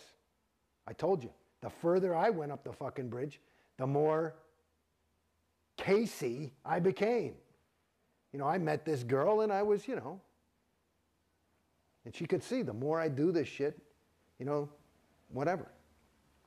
It wasn't handling dick. So once you left, how did you leave? They wouldn't let me leave. They just kept saying no, no, no, no, no, no, no. And so I said, okay, give me my money back. And what I had was, you know, money on account. And per their policy, if you ask for your money, that was it. And they did give it back? They gave my wife's money back. They offered to give me my money back. And I'm still in they want me to sign a piece of paper that says that I have no further claim against them. And I told them I can't do that because I feel I do. And I just said, you know, I mean, I don't have the time or the money to get into a legal battle. Even like, let's say $1 million they probably owe me conservatively. And in this country, you could do pain and suffering. Maybe I could get a couple extra bucks. I just don't. It's tough to litigate Scientology. Yeah, but I'm not going to sign some paper that says I don't, you know, I just couldn't. It's just my own integrity. I couldn't, you know, I couldn't say that. So what's happened since you left Scientology? I know I was talking to your wife a little bit earlier, and she was talking about how, you know, the friends cut off from her who, you know, those who were still in Scientology? Yeah, well, you know, I mean, Jesus, I got a little son, too. And he was in a little Scientology school. And he was 4 at the time. And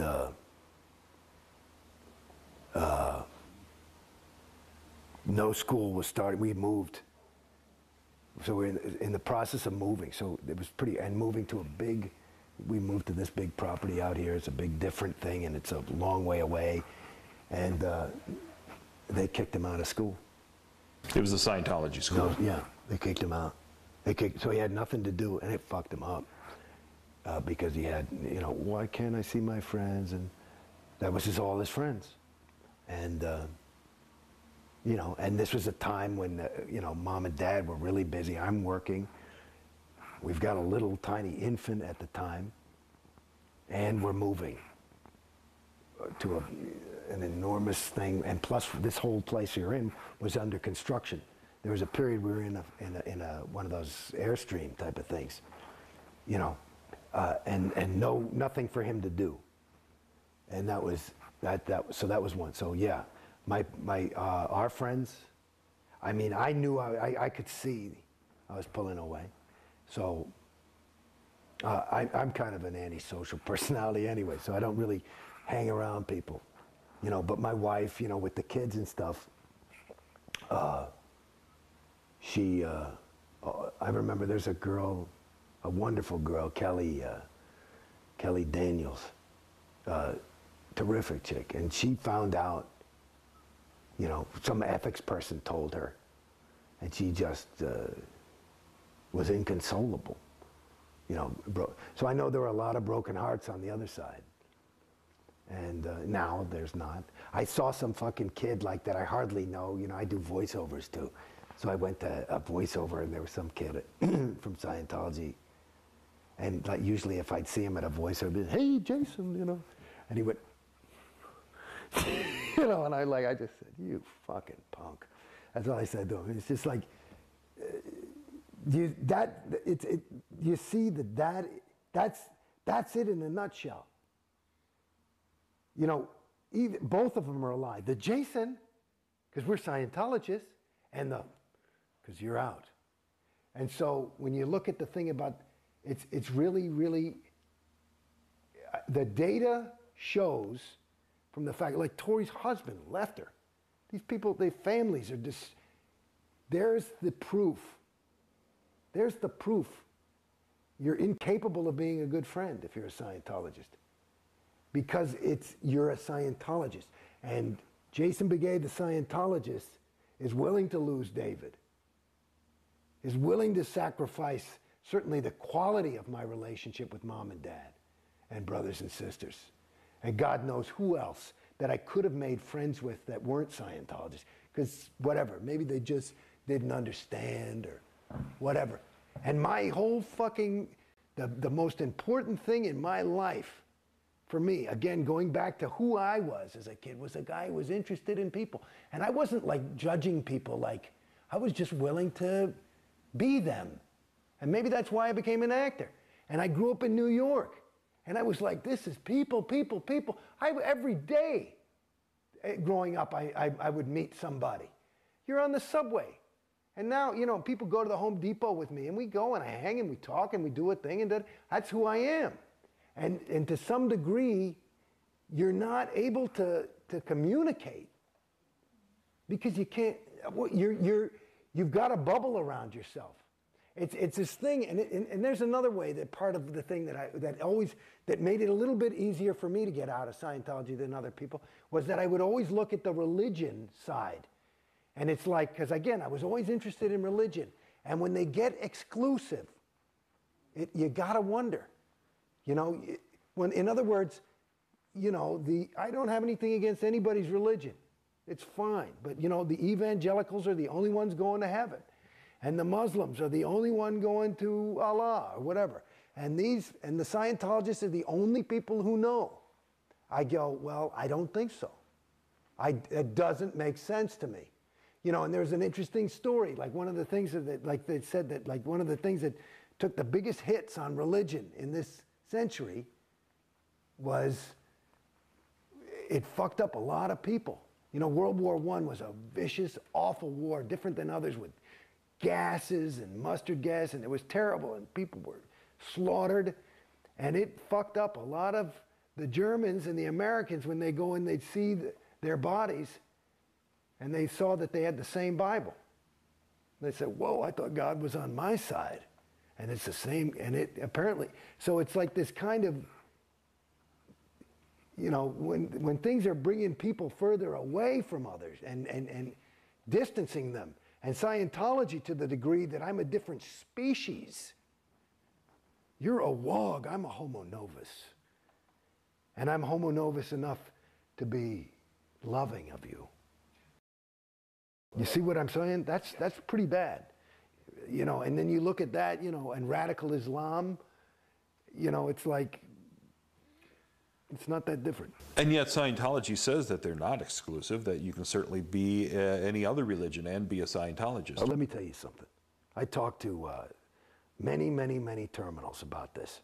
Because after a certain point, when I'm down on the fucking bottom, after going through this, and I've never complained about money, and I'm not rich, but I never complained about it. You never had to fucking beg me for a fucking thing. I would go in and throw down. When I was ready to do it, I'd say, let's go. And it wasn't ever, I wasn't ready because I didn't have the bread. It was, I wanted to be ready because I wanted to, if I'm gonna fucking do this thing, I'm gonna do it, you know, and I gotta be behind it. And that's where I was at as a Scientologist. I told those fucking people, because they're always talking about, you know what they're doing? You know why they need all this money? You know what their real goal is? It's to clear the planet. To clear the planet. And you know what the good news is? We only have to clear about 3/4 of it, and just the fact of our being so theta, the other quarter will just clear instantly, and the SPs will crumble. And you saw the little wicked witch when she got water thrown on her because you made it about, that's what'll happen to the fucking SP. But I said to them, because now after a while you start feeling like a fucking, hey man, this ain't like a little mistake. That cost me 50 G's. You know, and you start doing that a couple of thousand fucking times. You say, hey, I'm getting pissed. You know, that's a lot of money, okay? And you start getting into that. And they talking about all this thing. And I say, where's the money going? Nobody ever fucking gives you an answer. And they, you know, we're trying to clear the planet. I said, babies, I want to tell you something. I got news for you. There's no fucking way. You can't fucking clear Beverly Hills with these prices.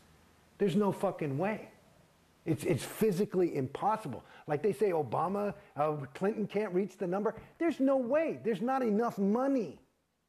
It can't be done. So that's a lie. They're not trying to clear any fucking planet. And if they are, they're going to have to bring the fucking money. The price is going to have to go so fucking down. I said, I'll wait then. I'll wait. I'll do it next lifetime when it's $250 to go clear, because I can wait another 40 years, you know, and it'll save me $1 million, and I'd rather my fucking kid go to private school, you know. So fuck it. How are celebrities treated inside Scientology? All I know is how I was treated, and you know, my peers. I mean, that's who I hung out with. I know that it's a lot different. Actually, I do, only because, like, this was another question for me. Like, here I was. I had Ray Midoff, who's the top auditor on the planet, the senior CS International. I had RTC technicians, people. Plus, and I'm in LA, and I had my own auditor, the CS, the senior CS, and then they would all go over my folder. Then they'd send it to Richard Reese at Flag, who's the senior CS of Flag, and he'd go over the floor, and they would, you know how long it took me to get a fucking CS'd? Like, I'd do a thing and I'd make an origination like, you know, I'm not sure I like this. My next session would be about a month later, because they couldn't fucking handle, because there were so many vias on the comm line. So how was I handled? I was handled with the best attention ever. And I said, you know something? If this is the best of the best, that's what I was saying to him at the end. I said, how the fuck, and that's another thing I said about Clear the Planet. If you are the best motherfuckers in the world and you admitted you fucked the shit out of me, what happens to poor schmo at Orange County Org, who you're saying, you know, just, because when you first saying, well, you just need ethics or some fucking thing. He's still stuck in some ethics cycle going, and they're fucking, it's because they fucked him up and they said, no, you need more set checking. And he can't afford it or some fucking thing. And it's not even the right fucking thing. These guys don't know what they're doing. They're fucking hoping. You know what I mean? They're hoping. And the fucking crime of the bitch is they say, aha, we're going to work this out and I'm going to put in a little oregano. And the other guy says too much salt and here's your folder. And of course, we've got it CS'd and ready to go. And I'd be like, this fucking sucks. It's a wrong fucking item. And then your needle's floating. I'd like to indicate it is the wrong item. And it'd go right back to the motherfuckers for another month. And meanwhile, I've already bought $100,000 worth of auditing. And it's more going through this thing. And then it's like just talking about some stupid fucking overts to start because I haven't had a session. Well, I masturbated and you're coming up with, who the fuck cares? I said, you know what I mean? I got nothing. It's not like I'm fucking killing people or beating my children or something. You know what I do? You know, internet porn and I don't know. You know, I got mad at work and, you know, you got nothing to fucking say. And this is it. And that'll fucking eat the whole cocksucker. It's just unbelievable. Celebrities are used heavily for recruiting. Yeah. And they recruit young actors coming to town. I see every weekend in Backstage West, now it's up to 5 or 6 ads for different workshops they do. Are you familiar with Yeah. it all? Yeah, I gave one. All about it? Yeah, they got me to do one once. Yeah, people got interested and they signed up for courses. And they use people to do that.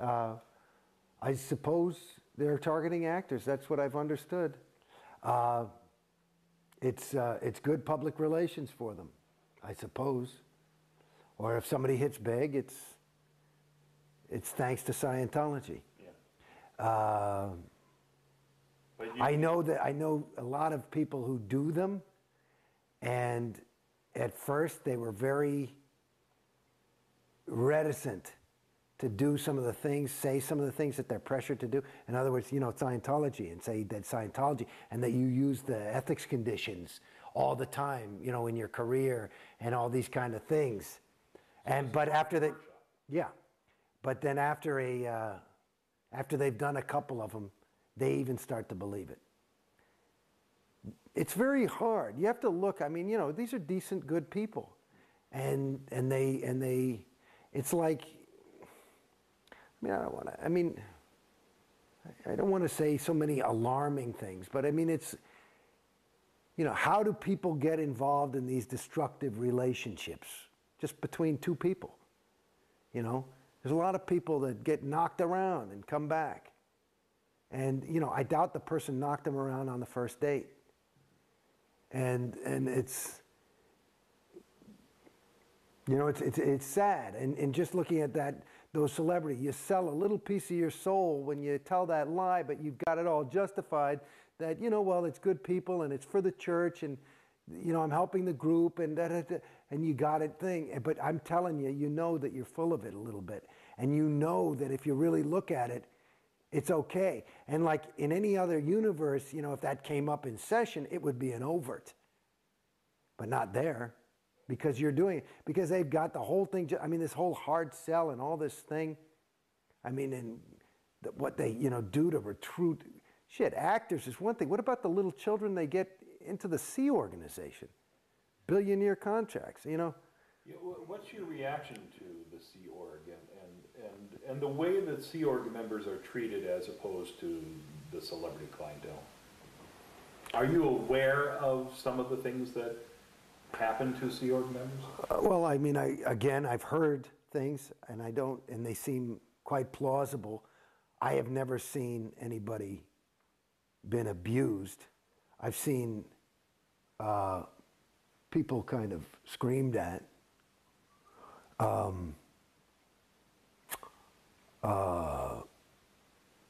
But I've never seen that kind of abuse. To me, I mean, it's, let's say, you know, you hear my story and I got out and I've got some sad tales and maybe I got ripped off for a good chunk of money and this, that, and the other thing.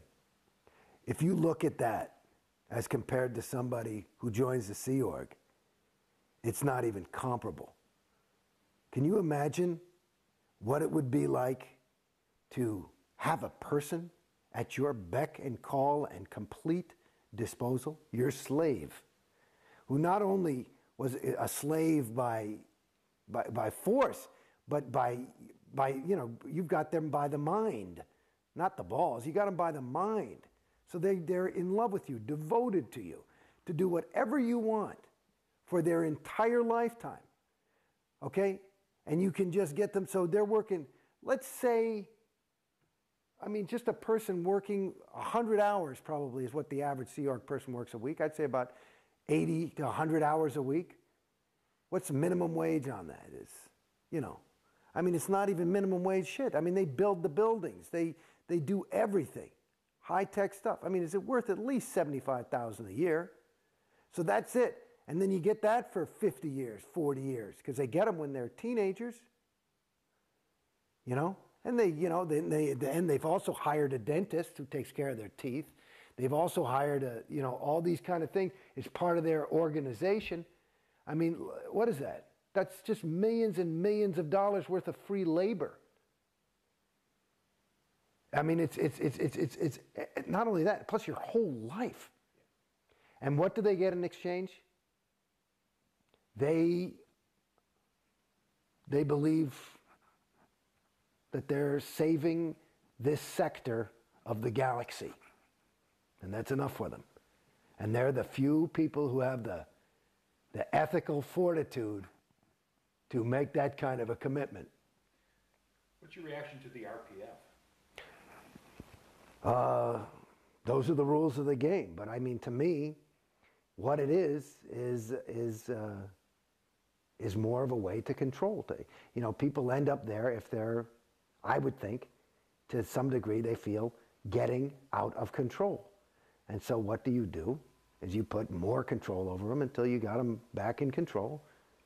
And whether that's physical abuse or mental abuse or both, it's what it is. When you're in, did you know the ins and outs of RPF, where families would be split up and people couldn't communicate for months or even years? No, they don't talk about that much. I mean, as I got older, I mean, when I was in a little bit longer and spent more time, you know, at the upper organizations like Gold, I would hear about things like that and find out. But they try to keep that stuff away from everybody, especially celebrities, because it indicates, you know, the company line is that the Sea Org is made up of OTs. It's a group of OTs, okay? So for these people to fail, it's meaning that OTs are failing. And it's kind of like a one-shot clear joining the Sea Organization, and you have the EPF, which is the precursor, where you get ready. And that is supposed to, when you're finally posted in the Sea Org, the end phenomenon of the EPF, which is called the Estates Project Force, which is basically where you run around and do a lot of physical labor and take a couple of courses. The end phenomenon of that is supposed to be an OT. And which is interesting to me. I've many times blown my stack when I had to get in touch with somebody at Flag. I had to call the president, and of course they've got a new person answering the telephone at Flag. And of course Scientology touts itself as the cutting edge in communication, whereas they have somebody answering the fucking phone who does not speak English. However, they are an OT. They happen to be an OT from Poland who is now 14 years old and is now the main receptionist for an international fucking hotel. And you call and you say, what the fuck is wrong with this person? Well, they're posted and they should be.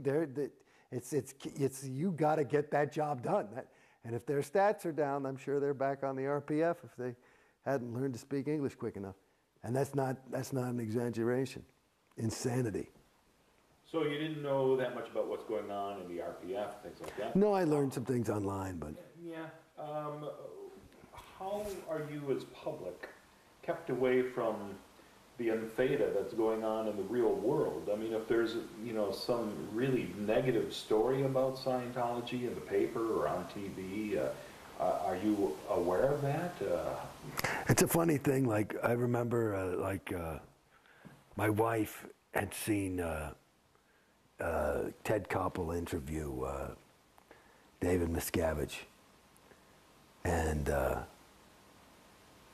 she thought that he kind of fucked up, you know, certainly wasn't very OT, and she talked to Susan Watson, who was the president of CC, said, you know, and Susan was like, it's almost like gaslighting somebody, you know that expression? Yeah, like, which is, you know, kind of make them seem like are you crazy? Oh, well, you know, he was just doing a tone scale drill because, you know, Ted Koppel. And, you know, just kind of to just not is the thing. I think it's called dead agenting.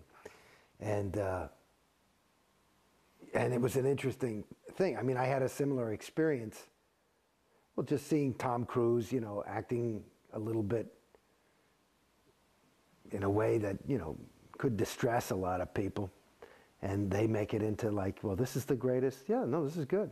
People just can't handle his level of enthusiasm, you know. And it's a little, okay. So that's the company line, and you go, okay, you know. Even now, when with the release of the Tom Cruise tape and global attention to this, they're trying to spin it as a positive that all these people are coming to our site and learning about Scientology and joining. Right. Whereas the rest of the world is thinking, no, Tom Cruise is nuts. Yeah. Yeah. Well, you know, that's the thing, though. In their own little world, it makes sense. The funny thing is that is a Scientologist talking to Scientologists. I mean, that's Tom Cruise who's sitting there. I've done these kind of videos, being interviewed, knowing that his audience is people in the audience of an event that's going to be made up completely of Scientologists, and his job is to get some fire under their asses so they can jump out and start behaving more like him. And that's basically what it is. So that is in their universe. You could show that I mean, I think that's an unedited tape, but you know, that's basically him. I mean, I've been around the guy. I've been, you know, I twinned on him in some courses. Shit, I was getting auditing from Marty Rathbun. We were on Turnabout for a month and a half. It was like Tom would go in, then I'd go in. Tom would go in, I'd go in. So, I mean, I spent a little bit of time with him. And that's him. You know, he's a very fucking focused guy. And I mean, that's what I see. I mean, this guy is not a namby-pamby panty waist. He's a totally dedicated person. I can't call him a friend or know him even, but I can tell you that that's who he is. So if it seems crazy, that's interesting. That seems like the ideal to most Scientologists. And that's an interesting comment. That's what it is. Because they showed that as a, come on, babies, get off your asses. Don't you want to be like Tom? And it's interesting that the rest of the world, who are not caught up in that Truman Show, they see it as, well, what's wrong with this guy? It's crazy. Very much to an outsider, as though your personality is stripped away and it's replaced, your reality rather, stripped away and it's replaced with Scientology's reality. That's what I saw. That's what I've perceived. And the other dangerous thing, I mean, I watched a little of that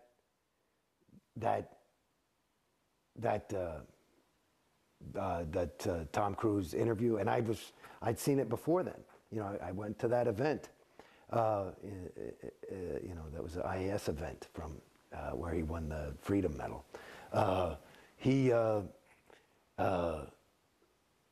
The fact that, you know,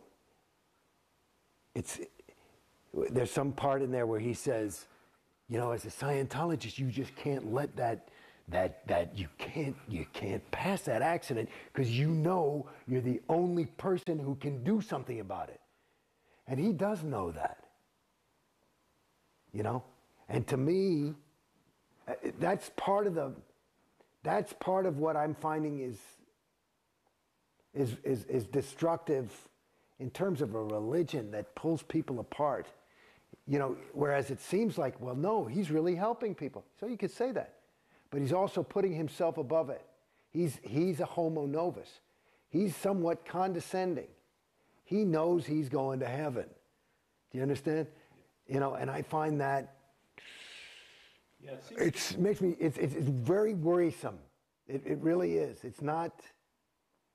I don't think it bodes well for the planetary community when you have people sectifying into these groups that are the only way out. It starts to look crazy. Yeah. That's, I think, where war comes from. You mentioned having done some of those videos like Cruise. You've done a lot of Scientology. Oh shit, man! Let me tell you something. Like the main recruiting film for the Sea organization, I spent well over a year doing that with Up at Gold with David Miscavige. And he and I and one other guy on the final day, because we had to finish it for Sea Org Day. So if you ever get recruited to join the Sea Org, that'll be me talking. Unless they hear this, maybe they'll take me off. But we live in a world gone mad, where pain and strife create war and human suffering. A world rife with drugs. Yeah, it starts like that. It's very serious. And it's all about the Sea Organization, how it was formed, and blah, blah, blah. So apparently it's working. That's what I've heard, they told me. But their stats never go down.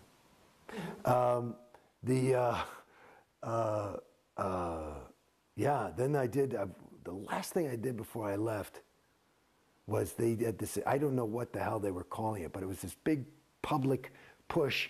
They were going to put these videos in every org.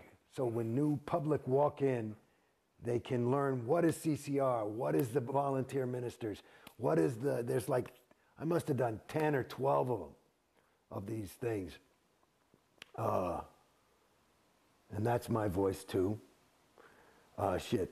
Then, of course, you know, the technology of Scientology is learning how to clear people and bring them to higher states of spiritual freedom. And that takes a lot of learning. You have to go to course. And part of the course is technical films where they tell a story. They're all written by L. Ron Hubbard, and some were even directed by him.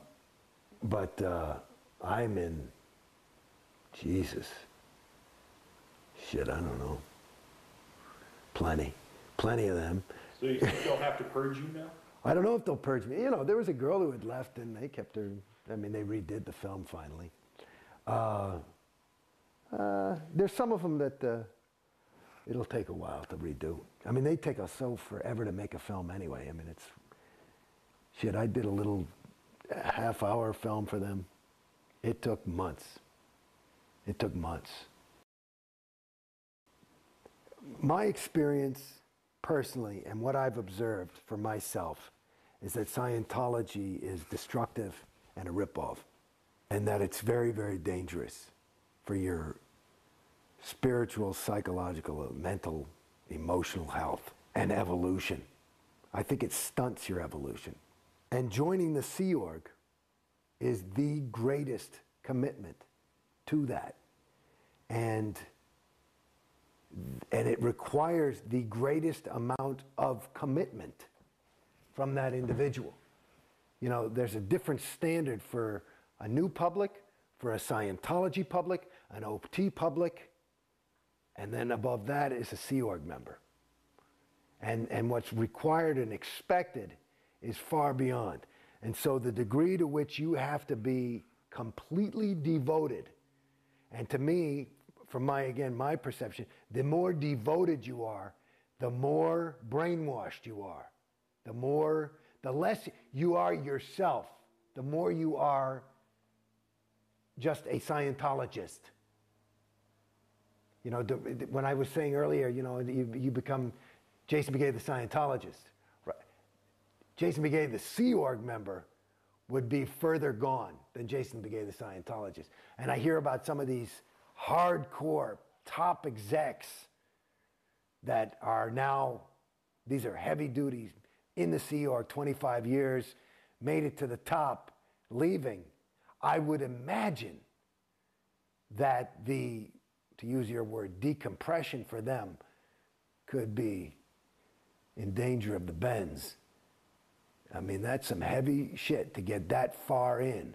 I mean, like, to me right now, I'm just getting an inkling of, like, you take an idea about, you know, one of the big concepts in Scientology is overts, which are sins that you've committed. These are naughty things you've done. These are your peccadillos. These are your big, awful secrets that you would never tell anybody.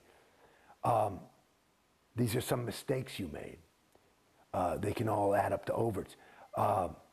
I'm beginning to get a concept, and maybe part of the reason why I'm doing this is to try and make up the damage for some of the people I've influenced getting into Scientology, because I feel bad. I feel that was bad. That maybe somebody would look to me and say, hey, he's cool, or you know, he's no fool. Whatever the hell they say. And shit, you know, that makes me feel bad. You know, that Sea Org slideshow, shit, COB told me that it's got a whole bunch of people into the Sea Org. It's working like gangbusters. So you ask me if I fully, really faced that without flinching, it would be a tough pill to swallow. I mean, that's some heavy shit. I mean, if you really, or if I really look at that, I mean, that's taking people's lives away. That's enslaving somebody's mind. And when I was talking about being, you know, the levels of ethics, where somebody doesn't even know they're out ethics, shit, baby, we're talking about people don't even know they're enslaved. That's a hard fucking thing to, I mean, shit, they can create their own reality where they will show up when they're 21 next lifetime and come back. That's fucking feasible. I'm talking about brainwashed. I mean, I don't know how far it goes. But I mean, it ain't a joke. And if Scientology is real, then something's fucked up. Because it ain't delivering what it's promised. That's for goddamn sure. It is not. It says it delivers what it's promised. Where's the fucking clear? You're talking about OTs. Let me meet a motherfucking clear. I would like to meet a fucking clear. I'm clear, right? I'm declared clear as a fucking bell. I went clear twice, as a matter of fact. Okay? So, I mean, you pull out a fucking copy of Dianetics, let's hear the definition of clear. And then they change it a little bit more, and they say no longer has his own reactive mind, his own, so they can sell the OT levels. But what I see now it ain't a joke for me when you start talking about this. This is the bad stuff. I think, from my own experience and from what I've seen, I think the further up you go up the bridge, the worse you get. That's what I see. Some people are happier, but who's happy? I submit to you that it's not them anymore. And I know people that are troubled to death. They've just finished OT8 and they have migraines. Migraines? A fucking clear doesn't have migraines. It's an OT8, for God's sakes. Migraines? Migraines is an engram that you can handle in... I mean, come on. How do they... And they're still fucking gung-ho and head OT ambassadors and all this shit and running around trying to do the job of the OT8s who are really the powerhouses. And so they believe that. And so they're happy because I'm fucking doing something to save the planet. And they're running around doing this stuff, but it's just like that theta trap. It's just one guy's stuck in a theta trap and he's unhappy, another guy's stuck in it and he's happy.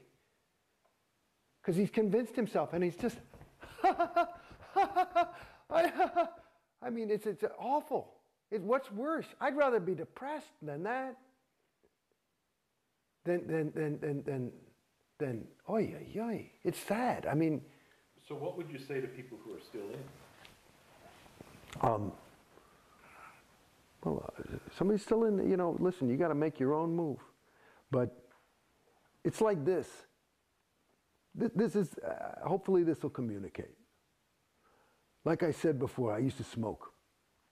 I had my little son, and I never smoked in front of my son. But kids are smart. And he'd find a cigarette, and he'd be going like this. And he couldn't even walk. And I said, I got to fucking quit. And I couldn't quit. I tried to quit a whole bunch of times. I found this thing called the easy way to stop smoking. It worked for me, okay? And it was easy. It was very easy. It's part of the whole smoking thing, according to this thing that worked for me, is that it's not as bad as you think it is, okay? And so for somebody who's in, it's as far gone as I say you are as you go up. It's the difference between waking up and being asleep is the difference between waking up and being asleep. And it's like sometimes when you're asleep, you can still hear the shit that's going around because you're only half asleep. You're not that fucking brainwashed. So I'm here to tell you, this is what I say. Wake up. And you can hear it. There was actually a little process that LRH ran. Some processes are good, okay? And he used to run it, and he says sometimes you can actually cure somebody of insanity, which is what we're talking about. And the command is in tone 40, which means with any possibility of there being the communication not arriving and making the effect intended, is saying to the person, the insane person who's, I'm talking about a fucking, David Berkowitz, and here's the only command, come up to present time. Come up to present time. Because you're not there. And guess what? You are there. So, come on. Hello? Right now. There you are. There you are. That's what I say to that person. There you are. That guy. That guy. That guy right there. Not what you're thinking. Fuck what you're thinking. Hello, right there. There it is. And it's a no-brainer. So it's not that hard. It's like it really isn't. You know, me, I got out. I mean, it was a slow process, but I know that most of it. Here's what I'll tell you something. This is what I fucking know. I realize when you're doubting, you already know. You're just looking for a bunch, because you're stuck in a world of data. You're looking for data to make it so you can overweigh this data. And guess what? It's not about data. It's about you. I mean, which is exactly what Scientology says. This is because there's the irony. It's about you. It's not about any fucking data. There's nothing to figure out, because you already know. You already know. Beside the fact that all these fucking claims, here's just a thing, if you have just a little thing. All these claims, how about a little bit of fucking evidence? How about some fucking evidence? I'm not talking about prove to me there's God. I mean, it's just some pretty fucking sweeping things of like, well, you know, you have to take responsibility for, you know, salvaging beings. Like this whole Xeno thing is insane. You know what I mean? Do people believe it? Why? Because LRH said it. Just like I was talking about the psychs. There's no fucking evidence. It's just chatter about nothing. Then no fucking evidence. And they call it Scientology. Like it's got some fucking hypothesis and some fucking if then and here's the proof and this is it and there it is. And the fucking thing. And that's the other thing that I realized that listening to all those fucking congresses. This motherfucker, listen, if you're doing some Scientology, some science, you know, you got to have a bunch of fucking people and you test the fucking thing. What did he do it on? 3 fucking of his friends? Wait, that's it. You're clear now. Okay, let's have a Congress. Because it worked. You changed the wording from come up to present time to come up to present time. And that's a Congress. And it worked on, you know, Joe. So, yeah, go try that. And they fucking have these audits. I mean, it's insane. I think he believed it some of the time. You know what I mean? So what would you say to current management? Well, if you're, I don't get it. That's what, I mean, I don't get it. The ones who are like, I don't get it. I mean, you know, like the lower level people like that I know in the Sea Org, like, you know, Dave Pettit and stuff like that. Like Dave, I can talk to Dave right now. Dave, you know. You got to justify, you fucking know. That I know, that you know. And if either you're a liar and you're, you know, really evil and just want to get up on top and somehow win the thing, which I doubt, but it's possible. But the other side of it, you know. You know. And it's not just my fucking story, and you know that too. So you know. And so I would imagine, you know, these people that are, you get so justified, and that, you know, like when you get into a group, I would imagine that they have their own little group. And in my opinion, just to use more of that nomenclature from Scientology, another way to say is that the further up the bridge you get, and the further up the Sea Org you get, the more PTS you get. And that you think that PTS is, I'm feeling shitty, or I've got a cold, or I broke my leg, right? You think that's what it is. That's a level of PTSness, at least you're aware something's wrong. When you're sitting there and you're so fucking PTS that you think you're fucking saving this sector of the fucking galaxy, you know, all you can, I mean, it's just time, you know, what can you say? Either, hopefully, for your own sake, you're just a plain old SP and you want money and power. If you actually believe that shit, which I don't, because remember, you know me talking now, you can wake up just like that. If you really believe that, then you're so far gone. I mean, that is that's gone. That's gone. And I don't believe anybody's that gone. You just, it's like a guy who has a $500 a day habit. You know, he started with one toke or whatever the fuck it is. It's just more, you start eating more and more of this shit to the point where you believe, and you've got all these things, because I know if you're that far up in the fucking exec management level, you've committed so many fucking overts and justified so many evil fucking deeds, you know it. I mean, a blind man could see it. I don't even have to know what it is. I can tell.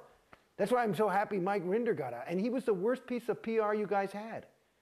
Because I would look at that guy and you could just tell that guy he was bad. He had done a lot of bad things. I mean, I just saw it. You could tell, you know, I mean, they put him on to defend people, Scientology. You put the Dalai Lama on and you look at him and you say, there's a sweet guy, I don't know what Buddhism is, but you can tell that's good. Deepak Chopra, you know, okay, he wants a couple of bucks, but he's trying to help him. This is a guy who's like, yeah, I mean, he's dark and he was like, yeah, and it was like this thing, it's like, fucking thing, this is what you would cast as a villain in some cheap fucking B movie. What are you, crazy? And you know, did you believe it? I'm sorry. I mean, he's out. I mean, I hope he's out. That's great. But that's what I saw. You know, that's what I saw. You know, me personally, I look at David Miscavige. That's my definition of 1-1. He's good at it. You know, to lie to people like that, to take money, to have no sense of responsibility when you rip people off for hundreds of millions of dollars and then make them happy about it afterwards? You must be giggling. Arbitrary's canceled. Are you fucking kidding me? I mean, that's insane. So, whatever, you know. But there's some people, listen, the bottom line is some beautiful fucking people in there. Public and Sea Org. Great people. Great, great, great people. You'd be lucky to have a friend like that. So, but that's the shame of it. And that's the part, you know, I don't, you know, maybe I've gone too far because I do not want to hurt somebody's feeling. I don't want to shake somebody's universe. I'm not here to, yeah, like right now I'm feeling a little, only because I don't, you know, maybe, yeah, well, there's the unsugar-coated version, but it's got a little English on it. And my intention is not to put English on any of this. I mean, I talk in a way that's full of English, but I'm talking about, like, I don't have an agenda. I don't think. I mean, like most people, I guess I want to help. And I suppose that's why I got into Scientology. That is because I wanted to help. And right now I'm trying to help. And I know that the Scientologists are trying to help.